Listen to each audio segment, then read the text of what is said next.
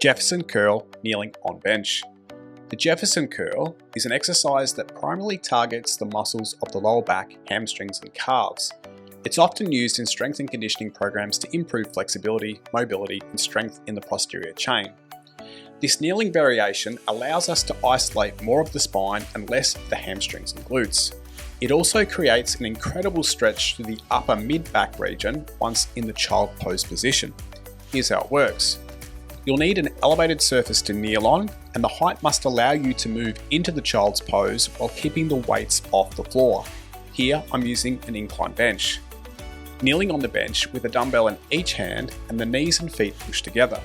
Start by setting a posterior pelvic tilt, our PPT, by tucking your tailbone between your legs and contracting your glutes. Then extend the cervical spine, lift the chest and externally rotate the shoulders to open the chest. From here, begin the movement by tucking your chin to your chest and then rounding your thoracic spine vertebra by vertebra. Imagine that you're trying to touch your chin to your chest while curling your spine forward. Maintain the PPT while you do this. Keep your arms straight as you lower the weight towards the ground.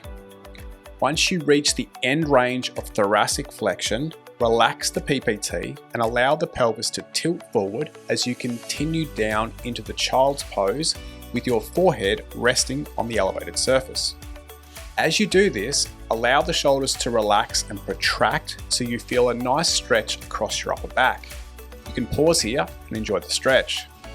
Then slowly reverse the movement by sequentially stacking your vertebrae and lifting the weight back up to the starting position. Focus on keeping your chin tucked to your chest as you extend your hips first. Then unroll the thoracic spine. And finally the cervical spine to move back to the starting position. Remember to extend the cervical spine, lift the chest and externally rotate the shoulders. That's one rep. It's best to start with a light weight and gradually increase the load as you become more comfortable with the movement and improve your flexibility. Performing sets of 5 to 8 reps with a 5 to 10 second pause in the bottom of each rep is a good starting place for most people. Give it a try and see how you go. If you've got questions, please leave them in the comments.